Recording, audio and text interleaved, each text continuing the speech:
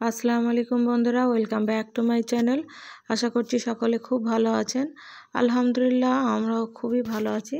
তো আজকে চলে আসলাম সকাল থেকে দুপুর পর্যন্ত কিছু সময়ের কিছুটা ভিডিও ক্লিপ নিয়ে। তো সকালবেলা উঠে প্রথমে বিছানাটা পরিষ্কার করে নিলাম, তারপরে পুরো বাড়িটা পরিষ্কার করে নেব, ঝাঁট দিয়ে নেব, পুরো ঘরটা ক্লিন করে নেব ভালো করে। এই যে আমি পুরো ঘরটা ভালো করে পরিষ্কার করে নিচ্ছি। এখানে দুটো ব্যাগ রাখা আছে, আপনার দাদাভাই বাইরে যাবে, তার জন্য এখানে ব্যাগ দুটো গুছিয়ে রেখেছে, আমি সেই জন্য সরাইনি। আপনারা ওটা নিয়ে আবার কিছু করবেন না। এই যে এখানে ঘরটা আমি পুরো ভালো করে ক্লিন করে নিচ্ছি। সকালবেলা কাজে খুব তাড়া থাকে, তার জন্য পুরো ক্লিপগুলো দেখাতে পারি না। যেটুকু পারি, যতটুকু পারি ততটুকুই নিয়েই আসার চেষ্টা করি। তো ঘরটা পরিষ্কার করার পর আমি কিছু জামা কাপড় আছে ওগুলো কেচে নেব।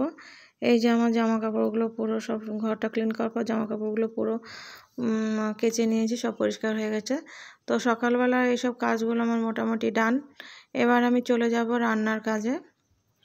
রান্নাঘরটা আমার নিচে, সেই জন্য আমি রান্না নিচেই করি, আমি উপরে থাকি আর রান্নাঘরটা আমার নিচে, আমি রান্না নিচে করি। এই যে সকালে সমস্ত ঘর ডিপ ক্লিন করে কাচাকুচি সমস্ত কিছু সেরে আমি নিচে চলে যাচ্ছি রান্না করতে। সকালবেলা রান্নার কাজের খুব তাড়া থাকে বলে খুব ঝটপট সমস্ত কিছু করতে হয়। এই যে চলে এসেছি আমি রান্নাঘরে। রান্নাঘরটা এলোমেলো ছিল বলে সেরকম কিছু করিনি, যদিও আমি সকালবেলা সব পরিষ্কার করে নিয়েছি। গেটটা খুলে দিলাম, গেটটা খুলে দিলে একটু ভালো আলো বাতাস আসে বলে খুলে দিলাম। আর এই যে আমার ছোটোখাটো সবজির এই বলতে পারেন জানলা টানলাগুলো সব খুলে দিচ্ছি। কুয়াশা ছিল বলে সকাল থেকে জানালাগুলো খোলা হয়নি, এখন খুলে দিলাম। জানলা দরজাগুলো ভালোভাবে সব খুলে দিলে ঘরটা খুব আলো আলো হয়, তাতে আমার খুব ভালো লাগে, কাজ করতে খুব সুবিধা হয়। এই যে আমার ছোটোখাটো একটা সবজির দোকানই বলতে পারেন, যেখান থেকে আমি সবজি নিয়ে রান্না করি। নিয়ে নিলাম কিছু সবজি, যেগুলো কাটাকুটি করে নিয়ে রান্না বসিয়ে দেবো।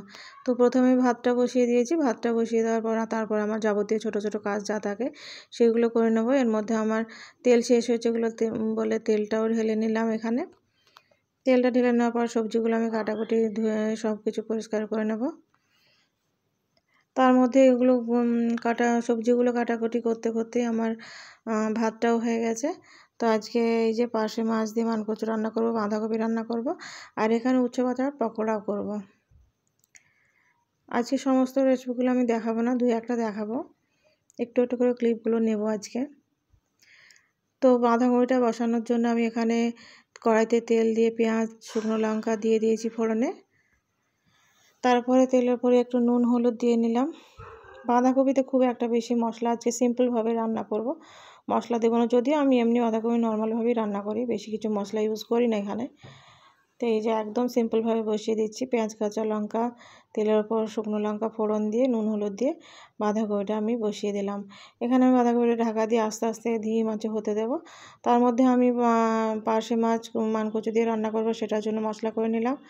এখানে কড়াইতে তেল দিয়ে নিলাম, তেলের উপর আমি কিছুটা কাঁচা পেঁয়াজ কুচি করে কেটে নিয়েছিলাম, সেটা দিয়ে দিলাম। পেঁয়াজটা একটু লাল করে ভেজে নিয়ে তারপরে বাটা মশলাটা দিয়ে দেবো। বাটা মশলাটার মধ্যে আমার আছে জিরে, কাঁচা লঙ্কা, আদা, রসুন, সব রকম মশলা খুব অল্প পরিমাণে দিয়েছি। এখানে মশলাটা ভালো করে কষিয়ে নিয়ে আমি একটু জল দিয়ে দিলাম। জল দিয়ে দিয়ে মশলাটা কষালে মশলার কাঁচার যে স্মেলটা আসে সেটা চলে যায়। আস্তে আস্তে জল দিয়ে দিয়ে মশলাটা ভালো করে ধৈর্য ধরে কিছুক্ষণ কষাতে হবে। তার উপরে আমি মাছটা দিয়ে দিলাম, মশলার সঙ্গে মাছটা ভালো করে কষিয়ে নেব। তেল জাতীয় মাছগুলো যেমন পার্শে মাছ, পাঙাশ মাছ এবং তেল জাতীয় মাছগুলো আমি বলে থাকি আপনাদেরকে, সবসময় কষিয়ে রান্না করি, ভেজে রান্না করি না। ফ্রিজার মাছগুলোই একমাত্র আমি ভেজে রান্না করি। তো এই যে মাছটা আমি কষিয়ে নিচ্ছি। মাছটা কষানো হয়ে গেছে, এখানে কিছুটা জল ঢেলে দিলাম। জল দেওয়ার পর একটুখানি ফুটে উঠলে মাছটা আমি তুলে নেব মশলা থেকে। তারপর ওই মশলার উপরই আমি মানকচু কেটে রেখে ধুয়ে বেছে রেখেছিলাম সেটা দিয়ে দেবো। এই যে মাছটা একটুখানি ঢেকে ফুটে উঠলেই কষানো হয়ে গেলে মাছটা আমি তুলে নেব বাটি থেকে। মাছটা কিন্তু ভালোভাবে কষাতে হবে, আবার অতিরিক্ত করা যাবে না, জাল করা যাবে না, কারণ তাতে মাছটা ভেঙে যাওয়ার সম্ভাবনা থাকে। হ্যাঁ, এই যে মশলাটা কষা কষা হয়ে গেছে, এবার মাছটা আমি একটা বাটিতে তুলে নেব। আপনারা এখানে একটু নুন ঝালটা টেস্ট করে দেখে নেবেন। ঝালটা যদিও কম বেশি দিয়ে তেমন কিছু টেস্টের ডিফারেন্ট হয় না, কিন্তু নুনটা অবশ্যই চেক করে দেখবেন। আর এই যে বাঁধাকপি বসিয়েছিলাম, ওইদিকে আমার এই বাঁধাকপিটাও হয়ে গেছে। এখন আমি এটা বাটিতে তুলে নেব। এই যে বাঁধাকপিটা আমি বাটিতে তুলে নিয়েছি। বাঁধাকপিটা তুলে নেওয়ার পরে এদিকে মাছ কষানোটা আমার হয়ে গেছে। এইখানে এই যে মশলাটা ছিল, মাছের বাকি মশলাটা ছিল, সেই মশলাতেই আমি মানকচুটা দিয়ে দেবো। এইরকমই আমার রান্নার পদ্ধতিগুলো প্রায়ই একই। অ্যাজ ইউজুয়াল আমি রান্না করি বলে খুব ভালোভাবে দেখাচ্ছি না আজকে, আপনারা দেখে নেবেন একটু। সবগুলো মোটামুটি একই রান্নাটা সবসময় আমার কাছে মনে হয় সহজ সরল হওয়াই দরকার। বেশি জটিল করতে গেলে রান্নাটা আমার কাছে প্রবলেম মতো মনে হয়। যাই হোক, কোনো কাজই প্রবলেমের না, সব কাজই ধৈর্য ধরে মানুষ, মেয়েদের সংসারে করতে গেলে সব কাজই খুব ধৈর্য ধরে করতে হয়। তো এই যে মানকচুটা কষানো হয়ে গেছিলো, আমি জল দিয়ে দিলাম। মানকচুতে সবসময় কিন্তু গরম জল দেবেন, গরম জল দিলে আমার মনে হয় কচুতে মুখ চুলকায় না। আর এই যে কচুটা আমার ফুটে এসছে,